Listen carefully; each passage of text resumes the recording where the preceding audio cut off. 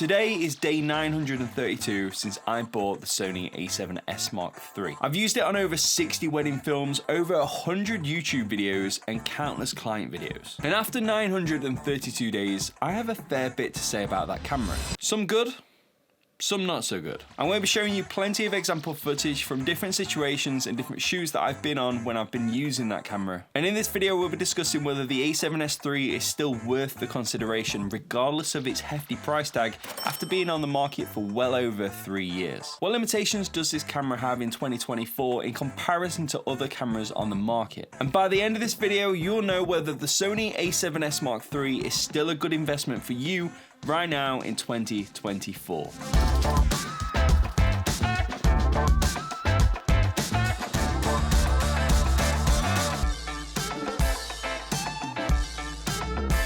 Having a camera that you can throw pretty much anything at is fairly important. You need something which is versatile, something dependable, something reliable and ticks all the boxes. But what does that mean for you? When you're on the lookout for a new camera, you have to set out your priorities. Because let's face it, I don't think there's any camera out there which comes with every single feature possible and performs at its very best. Well, for me, one of the things that I really wanted out of a camera is 4K in slow motion, roughly 100 frames per second, with as little crop factor as possible.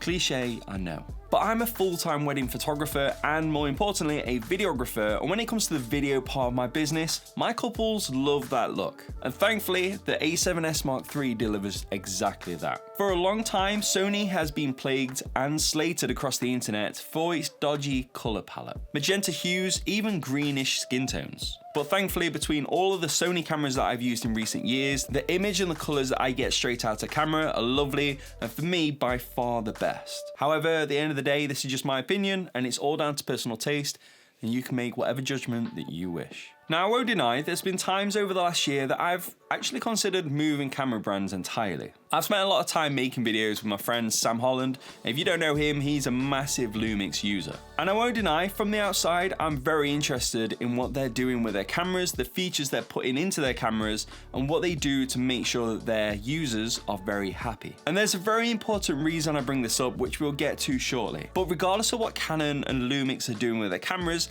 there's one massive reason I still use the A7S III after all of this time, and that is low light performance. If you're filming any kind of video and you need more light, then obviously I'd recommend Get a Light to increase the brightness of the scene. But let's look at this from a client's perspective just for a second. For me, being in the wedding videography industry, the couple who are getting married have chosen that venue based on a few different things. And one of the biggest reasons is because of the way it looks, the atmosphere that it gives. Now, that wedding venue could be candlelit, it could have lower hanging lights, it could just use window light. And for me, one of the last things I want to do in those very intimate moments is go and set up a massive light and ruin the atmosphere for not only the couple, but all of the guests as well. There are times of the day where you could use a constant light, but there are also those other times when you want to retain that authenticness. With the Sony A7S Mark III in S-Log3, you can film at 640 ISO or 12,800 ISO with minimal noise. And that is a fantastic ability to have within your camera, in my opinion. It's not something I use on a daily basis, but it has saved me many times when it comes to the weddings. But before you get too excited,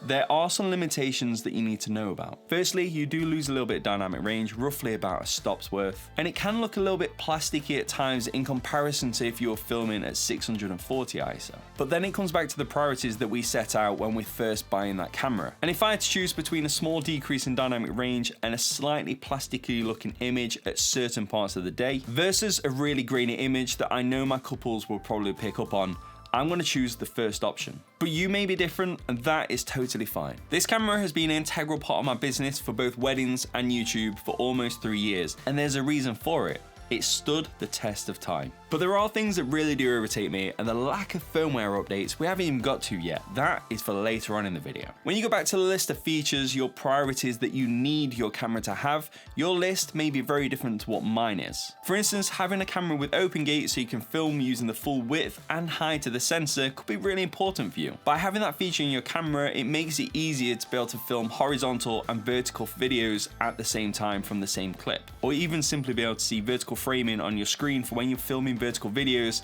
without having to flip the camera 90 degrees. And with brands like Shure bringing out more anamorphic lenses and lens adapters that fit Sony cameras, having an anamorphic D-squeeze option built into the display of the camera rather than having to use a Ninja 5 is something that some Sony users wanting to see. Even being able to install your own LUTs or correction LUTs into the camera so you can display it on screen would be a nice feature, right? Annoyingly, but also thankfully, not all is lost though. The A7S Mark III does have its own cinema line counterpart, the FX III, which after updates from Sony is much more of a video-centric camera than the A7S Mark III. DCI 4K, anamorphic D-squeeze, and more have been added to this camera, alongside the features physically built into the camera such as built-in fans, a top handle with the preamps, all of which are a huge bonus. But regardless of whether you use the A7S Mark III or the FX III, the finished product, the finished image that you get out of the camera isn't going to actually be that much different between the two. To me, they're pretty much indistinguishable. Most of the differences between these two cameras when it comes to internal features of the camera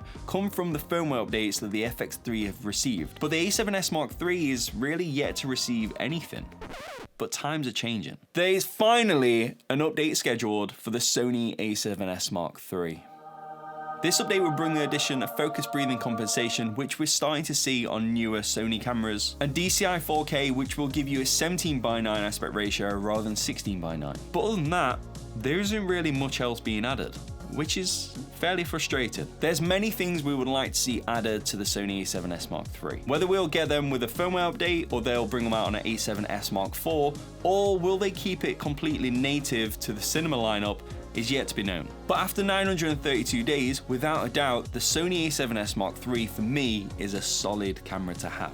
And it's still my go-to full-frame camera when it comes to any of the Sony Alpha lineup. I genuinely wouldn't be comfortable in doing any of my client work without it. But remember, your priorities for a camera may be greatly different to what mine are. But regardless, having a camera which can get such a great image is pointless if you yourself can't get a great image to begin with. And that all begins with this video right here. And if you want to see what this video camera is capable of when it comes to photography, then watch this video right here. You may actually be surprised. I'll see you soon.